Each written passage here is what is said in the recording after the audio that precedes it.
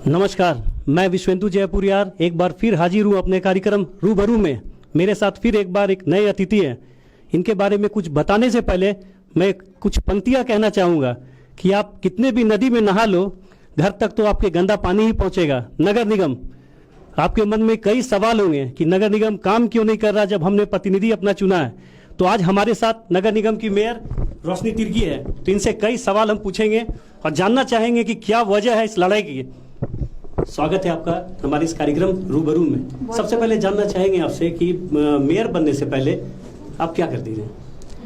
सबसे पहले तो हजारीबाग वासियों को मेरा नमस्कार। देखिए, मेयर बनने से पहले मैं एक समाज सेवी थी। अपने समाज के लोगों के बीच में जो भी सामाजिक कार्य होते थे वो मैं अपने पति के साथ में बढ़ चढ़ कर उसमें हिस्सा लेती थी। और इसी के दौरान ये अधिसूचना निकली कि यहाँ जो हजारीबाग में जो सीट है वो रिजर्व होने जा रहा है, तो मुझे लोगों ने, समाज के लोगों ने मुझे कहा कि आप सामाजिक क्षेत्रों में इतने बढ़ चढ़ कर भाग लेती हैं तो आपको इस क्षेत्र में आगे आना चाहिए। तो मुझे लगा कि भाई ये अच्छा मौका है लोगों को समाज सेवा करने का और लोगों का सेवा करने का। तो मैंने इस क्षेत्र में आना चाहा और आई मैं इस क्षेत्र। तो अचानक से आपको ये अगर मौका मिला है तो इसका इस्तेमाल आप क्यों नहीं कर पा रही हैं? देखिए, एक बात मैं आप लोगों को बता दूं कि ये हजारीबाग नगर निगम जो है, सही मायने में कहें तो हम लोग नगर का विकास करने के लिए लोगों ने हमें जनप्रतिनिधि चुना था, लेकिन कुछ कारण ऐसे हैं जिसके कारण हम लोग कुछ कर नहीं पा रहे हैं। आप या कहें इसको गुटबाजी कहें या कुछ और कहें। कौन है उस गुटबाजी के पीछे, आपको क्या लगता है? देखिए, मैं किसी का नाम नहीं लेना चाहूंगी, लेकिन आप लोग के नज़र में भी साफ स्पष्ट नजर आता होगा कि गुटबाजी है यहाँ पर, जिसके कारण मुझे काम करने में काफ़ी परेशानी हो रही है। आपका कहना है कि लोग गुटबाजी करके, पार्षद और ये गुटबाजी करके आपको काम करने नहीं दे रहे हैं? बिल्कुल। देखिए, स्पष्ट तौर पर मैं यही कहना चाहूँगी कि ये तो मेरा पहला टर्म है, लेकिन ये नगर निगम में बहुत सारे पार्षद ऐसे हैं जो 2 से 3 बार चुने हुए हैं, वो अपना वर्चस्व समझते हैं इस नगर निगम में। और मेरा मानना है कि नगर निगम 36 वार्ड का है, तो 36 पार्षद हैं, उनमें से हमारी जो मासिक बोर्ड बैठक होती है उसमें आप देखेंगे सभी पार्षदों को बोलने का मौका दिया जाता है और सभी को बोलना रहता है। लेकिन अभी मैं 2.5 साल के कार्यकाल में मात्र देख रही हूँ कि जो पार्षद 2 से 3 बार चुने हुए हैं वही मात्र बोलते हैं और वही सिर्फ अगुवाई करते हैं। तो ऐसा तो कहीं नहीं कि आपका ये अगर पहला मौका है तो कहीं आखिरी नहीं बन जाएगी गुटबाजी में, तो आप क्यों नहीं संभल के चल रही हैं? नहीं, देखिए, गुटबाजी जो हो रही है उसमें मैं क्यों फंसूंगी? जब मैं जनता का सेवा करने आई हूँ, मैं सही हूँ, तो क्यों फंसूंगी इसमें? ये मेरा मानना है। एक बात फंसने की नहीं है, बात यहाँ पर ये कि लोगों को लग रहा है कि निगम में काम नहीं हो रहा है।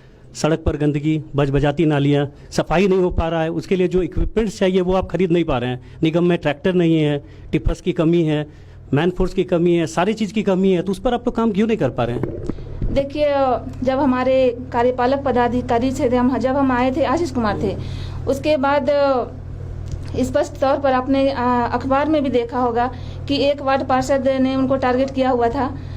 मैं नाम नहीं लेना चाहूँगी किसी का। उसके बाद उनका ट्रांसफ़र हो जाता है, उसके बाद उनके स्थान पर आते हैं सुरेश यादव जी। उस समय हमारे निगम की स्थिति काफ़ी दयनीय थी कचरे को लेकर के।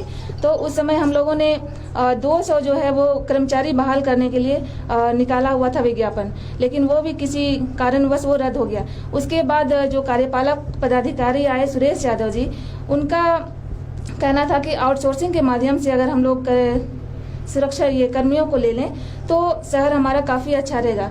तो हम लोगों ने काफ़ी विरोध भी किया था कि ये आउटसोर्सिंग से जो है कर्मी लेना अच्छी बात नहीं है, क्योंकि उसमें ठेका प्रथा चल जाता है। तो हमने विरोध किया, लेकिन उन्होंने हमें ये बतलाया कि ये जो आउटसोर्सिंग कंपनी जो आएगी उसे हमें निगम से खर्च नहीं देना पड़ेगा और वो पैसा जो है वो नगर विकास से डायरेक्ट उनको दिया जाएगा। लेकिन अभी क्या हो रहा है, अभी हमें पता चल रहा है कि ये सारा पैसा जो है निगम को आंतरिक स्रोत से देना पड़ रहा है। और अभी आप देख रहे हैं लॉकडाउन में जो है हमारे निगम की स्थिति उतनी अच्छी नहीं है, राजस्व जितना आना चाहिए था उतना आ नहीं पा रहा है, और जिसके कारण जो है हम कर्मचारियों को पेमेंट नहीं दे पा रहे हैं पूरी तरह से उनका, और जिसके कारण वो बार बार हड़ताल कर रहे हैं, और जिसके कारण जो है हमारे शहर की स्थिति, ये कचरा जो है वो अच्छी तरह से साफ नहीं हो पा रहा है। तो इसमें हम लोगों ने एक डिसीजन लिया है अभी कि आने वाले नवंबर में, वैसे भी ये राइडर कंपनी जो है उनका कार्यकाल खत्म हो रहा है, तो हमने ये डिसीजन लिया है कि आने वाले दिनों में हम लोग बैठक करेंगे और ये आउटसोर्सिंग कंपनी को जो है हम लोग पूरी तरह से समाप्त करेंगे और निगम के द्वारा जो है वो हम लोग मानदेय के आधार पर इसको बहाली करेंगे, ताकि हमारे नगर निगम की स्थिति सुधर सके। और जो हमेशा शहर वासियों को शिकायत रहती है कि नगर निगम साफ नहीं करता है कचरा, मुझे लगता है कि अगर निगम के द्वारा हम लोग ये सफाई कर्मचारी बहाल करेंगे तो ये काफ़ी हद तक सफल रहेगा। डिप्टी मेयर है राजकुमार लाल, उनसे आपकी बनती नहीं, ज़्यादातर पार्षदों से आपकी बनती नहीं, कई एग्जीक्यूटिव जो आए यहाँ पे उनसे भी आपका 36 का आंकड़ा रहा। ऐसा इसके पीछे की वजह क्या है? देखिए, शहरवासी वही देखते हैं जो पेपर वाले दिखलाते हैं, स्पष्ट कहूँगी मैं, लेकिन ये बिल्कुल भी गलत है। जैसे शहरवासियों का कहना है और मेरे पत्रकार बंधु से भी बात होती है तो उनका भी कहना है कि जो भी पदाधिकारी आते हैं उनसे आपकी बनती नहीं है। तो मैं एक बात यहाँ स्पष्ट करना चाहूँगी कि जो भी पदाधिकारी आते हैं वो हमारा एक्ट है झारखंड नगर पालिका अधिनियम 2011, उसमें हमें भी कुछ अधिकार दिए गए हैं, लेकिन वो पदाधिकारी जो होते हैं वो नगर पालिका अधिनियम 2011 की जो है अनदेखी करके काम करते हैं। तो यदि सारे अधिकार यदि पदाधिकारियों को दिया गया है तो फिर जनप्रतिनिधि का क्या काम है? जनप्रतिनिधि का चुनाव सरकार क्यों कराती है? स्पष्ट तौर पर मैं यही करना चाहूँगी कि यदि ये सारे अधिकार साइन करने के अधिकार सारे पदाधिकारियों को हैं तो फिर मेरा विचार यही है कि सरकार को मेयर और डिप्टी मेयर का चुनाव नहीं कराना चाहिए। गलती तो इसमें आप लोगों की है ना, लोगों ने वोट दिया, चुना, चारों जो आप लोग हैं वो बीजेपी से हैं, चाहे वो सांसद हो, विधायक हो, मेयर हो, डिप्टी मेयर हो, फिर भी काम नहीं हो रहा है और इस वजह से शहर की हालत एकदम नारकीय हो गई है। देखिए, इसके पहले जो है काम हुआ है कुछ, और अभी लॉकडाउन में बहुत सारे, मुझे लगता है लगभग 200 योजनाओं का टेंडर निकलने वाला था, जिसके चलते ये लॉकडाउन लग गया और लॉकडाउन के कारण टेंडर नहीं हो पाया। और अभी स्थिति ये है कि जो हमारे नगर निगम ने पूर्व से जो टेंडर किया हुआ है वही काम सिर्फ होंगे, अभी उनका एग्रीमेंट नहीं हुआ है, कुछ दिनों में एग्रीमेंट होने वाले हैं और नया टेंडर हम लोग अभी नहीं कर सकते हैं, जिसके कारण आप देखते होंगे कि नगर निगम में कहीं भी कुछ भी काम नहीं हो रहा है। काम अभी पूरी तरह से ठप पड़ा हुआ है। जैसे ही ऊपर से रोक हटती है हम लोगों का जो टेंडर प्रोसेस है वो शुरू हो जाएगा और काम आप लोगों को दिखने लगेगा। इसमें मैं एक शहरवासियों को बताना चाहूँगी कि अभी एक मुद्दा आया था कोविड-19 में कि जितनी भी मौतें इस बीमारी से हो रही थी तो उसमें शव को जलाने में काफ़ी परेशानी हो रही थी। तो उसमें हमारा जो खिरगांव में जो विद्युत सौदागरी का एक है उसमें बना हुआ मशीन, तो वो काफ़ी दिनों से खराब पड़ा हुआ था। तो नगर आयुक्त के आने से हम लोगों ने उसमें एक प्रयास किया है। मुझे लगता है वो 2 सप्ताह या 3 सप्ताह में वो चालू हो जाएगा। इसके लिए निगम ने टेंडर भी निकाला हुआ है ताकि उसको जल्द से जल्द हम लोग शुरू कर सकें और शहरवासियों को सुविधा दे सकें। एक बहुत बड़ी बात आपके बारे में अक्सर कही जाती है, हर सफल महिला के पुरुष के पीछे एक महिला का हाथ होता है। आपके बारे में कहा जाता है कि आपका होम मिनिस्टर कोई और है, कहीं और से आप कंट्रोल होती हैं, यानी अपने घर से। नहीं, ये बिल्कुल गलत है। ये कहा जाता है कि ये फाइल आपके पति तक जाता है, वहाँ से वो आपको कंट्रोल करते हैं। देखिए, ये बिल्कुल गलत है। अगर किसी ने कहा है तो ये बिल्कुल गलत है। मैं ये पूछना चाहूँगी स्पष्ट तौर पर कि मान लीजिए आपके घर में पति पत्नी हैं, तो क्या एक पति अपने पति को सहायता नहीं करेगा, एक पत्नी अपनी पत्नी को सहायता नहीं करेगा? ये घर में है हम लोग। तो बहुत सारी चीज़ों में बात आ जाता है कि इंटरफेरेंस हो जा रहा है, जैसा कि पार्षद लोग कह रहे हैं। ये सवाल मेरा नहीं है, ये आम लोगों का सवाल है और ये पार्षदों के द्वारा बाहर कहा जा रहा है कि जो भी फाइलें हैं वो वहाँ जाके डिले हो जाता है। देखिए, एक बात मैं आपको बता दूं कि ये फाइल वाली जो बात है बिल्कुल गलत है। एक बार मेरे पास एक फाइल आया था, मैं क्लियर कर देना चाहूँगी यहाँ। एक फाइल आई थी मेरे पास, बैठक वाली ही फाइल थी, उसमें जो योजनाएं आई थी वो नगर विकास विभाग को भेजना था। 14th फाइनेंस की वो योजनाएं थी, वो मेरे समक्ष नहीं लाई गई थी, वो डायरेक्ट बोर्ड बैठक में ला करके उसको पास किया गया था। तो मैंने इस पर क्वेरी किया था कि भाई इतने सारे योजना तो आप बोर्ड बैठक में नहीं लाए थे, फिर अभी आपने इतना सारा कहाँ से लाया? इसी को क्वेरी करने में मुझे 1 सप्ताह लगा था, इसी में लेट हुआ था, जिसका कुछ पार्षद जो है वो इशू बनाते हैं। ऐसा कोई कारण नहीं है कि मैं फाइल डिले करती हूँ। मेरे पास जो भी फाइल आती है उसे मैं 1 दिन में लौटा देती हूँ। इतने दिनों तक आपका मेयर का कार्यकाल हो गया है, अगर मैं आपसे पूछूं कि आपकी उपलब्धियां क्या रही हैं तो आप क्या बताएंगे दर्शकों को? देखिए, हमारा जो प्रयास है अभी जो आपके नज़र के सामने देखेंगे आप, अमृत योजना का जो है हमारा पार्क बन रहा है, 4-5 पार्क है, वो पूरा कंप्लीट होने को जा रहा है। और अभी जो अभी जो हमारा क्या बोलेंगे, जितनी भी लॉकडाउन के कारण जो है हमारी जितनी भी अभी हमने ये योजनाबद्ध तरीके से सबको हम लोग किया हुआ था एक ताल में कि हम लोग टेंडर निकालेंगे, इसको निकलवाएंगे मैम से, लेकिन वो नहीं हो पाया है। लेकिन मैं शहरवासियों को मुझे लगता है कि उपलब्धियों पर गुटबाजी हावी है। देखिए, ये तो सबका अपना अपना नजरिया है। आपके पास और क्या प्लान है शहर के विकास को लेके? देखिए, आने वाले दिनों में हम लोगों ने अभी बैठा हुआ था ये नगर आयुक्त के साथ, डिप्टी मेयर के साथ, और मैं भी बैठी थी। तो उसमें शहर के विकास को लेकर हम लोगों ने विस्तृत चर्चा की है। तो उसमें है कि आप देखते होंगे अक्सर हजारीबाग टाउन में ट्रैफिक की समस्या बहुत ज़्यादा है। तो ट्रैफिक की समस्या को हम लोगों ने दूर करने के लिए एक बैठक बुलाने की योजना बनाई है, जिसमें आप देखते होंगे रांची में पहले काफ़ी दिक्कतें होती थी ट्रैफिक को लेकर के, अभी वहाँ की हालत सुधर गए हैं। तो उसी तरह का हम लोगों ने टाउन में किसी रास्ते को वन वे करने का निर्णय लिया है और ट्रैफिक लाइट्स लगाने का जो है वो निर्णय लिया है। तो ये बदलाव आप लोगों को दिखेंगे कुछ दिनों में। जनता के हित में आप लोग के बीच को सुलह का दिख रहा है रास्ता, सुलह करेंगी आप? ये किस मामले में सुलह? नहीं, मेयर और डिप्टी मेयर के बीच जो चल रहा है, जो खींचातानी चल रहा है उसको लेके, क्योंकि उसकी वजह से बहुत सारे काम रुके हुए हैं, ये आपको भी मालूम है। नहीं, ये बिल्कुल गलत बात है कि मेयर और डिप्टी मेयर के बीच में खींचतान चल रही है। अगर आप स्पष्ट करना चाहेंगे किस मामले में खींचतान चल रही है तो मैं क्लियर कर। सारे मामले में कई बार बोर्ड मीटिंग आप लोगों ने बुलाया, उसमें भी विवाद हो गया। आप बोर्ड मीटिंग में गई, कुछ बाहरी लोग भी उसमें आ गए, बहुत हल्ला हंगामा हुआ उसको लेके। बोर्ड मीटिंग कई बार कैंसिल हुआ, कई बार तो बोर्ड मीटिंग हुई भी नहीं वहाँ पे। देखिए, जिस बैठक की बातें कर रही हैं वो मैं आपको क्लियर कर दूं। वो बैठक है 18 एक बैठक आपको बजट वाली बैठक इस बार की है 18/2 को अस्थाई समिति की बैठक हुई थी और 2/3 को बोर्ड बैठक हुई थी। तो मेरा बोर्ड बैठक में नहीं रहने का एक कारण है, ये मैं शहरवासियों को जानकारी दे दूं कि बजट पेश जो करना होता है वो अस्थाई समिति में मेयर को पास करना होता है। तो वो पूरा बजट जो है वो बना करके मुझे नगर आयुक्त सौंपेंगी। लेकिन मैं आप ही से एक क्वेश्चन पूछती हूँ कि मान लिया मैं आपको एक सादे पेपर में कुछ अमाउंट लिख करके दे दूँ और उसमें मैं सिग्नेचर करके नहीं दूँ, तब आप क्या उसको ऑथेंटिक मानेंगे?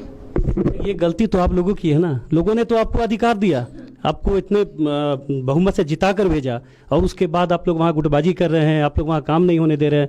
ये बहुत तरह की बातें वहाँ से निकल के आ रही है। कभी पता चलता है कि लोग जो वहाँ कैजुअल जो जॉब है वहाँ पे अपने लोगों को बैठाने की जो बात होती है उसमें भी झगड़ा हो जाता है। बहुत तरह की बातें निकल के आती है। तो लोग इसमें कहाँ दोषी है?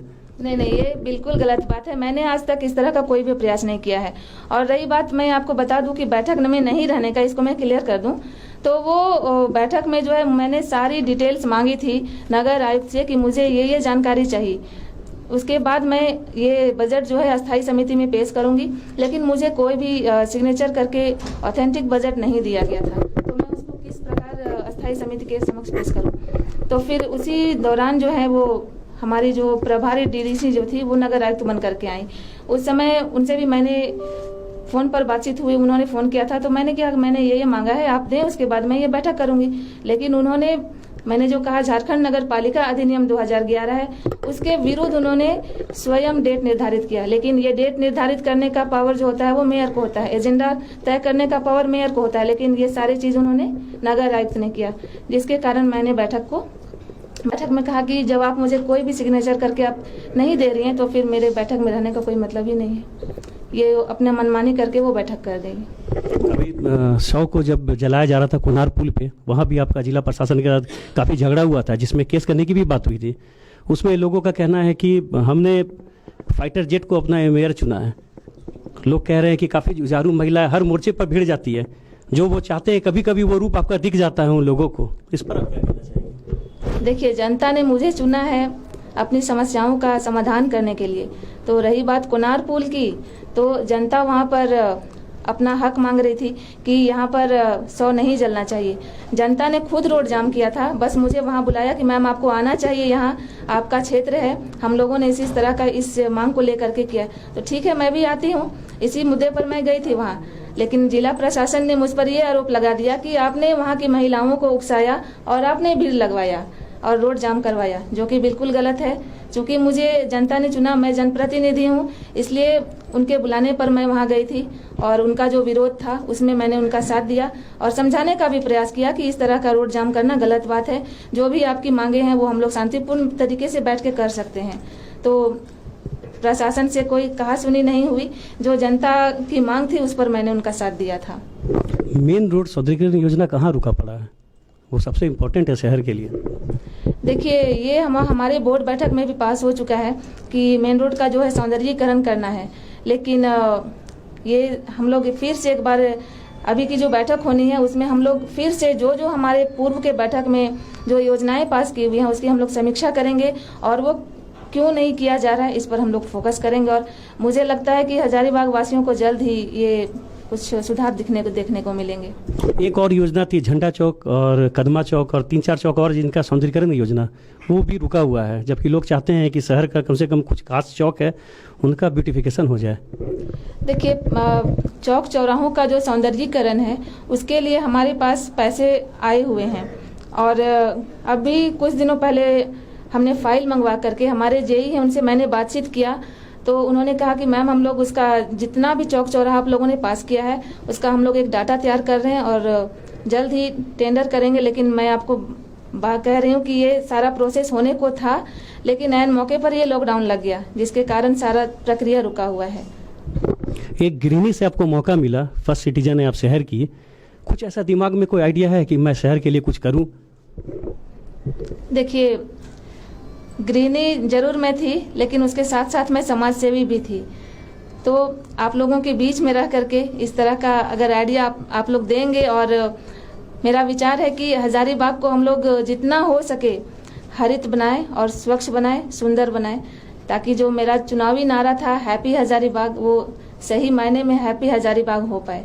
और मेरा कोशिश रहेगा कि हम हजारीबाग को, अभी आप देखते होंगे कि मैं ये पहले से ही सोच रही थी, जब मैं हजारीबाग में फर्स्ट टाइम आई थी, मेरा ससुराल हुआ यहाँ, फर्स्ट टाइम मैं जब बाजार में गई थी उस समय मैंने वहाँ के कंजेस्टेड रोड को जब देखा था, उसी समय से हम सोचते थे कि अगर ये रोड किसी तरह चौड़ा हो जाए तो बहुत अच्छा हो जाए।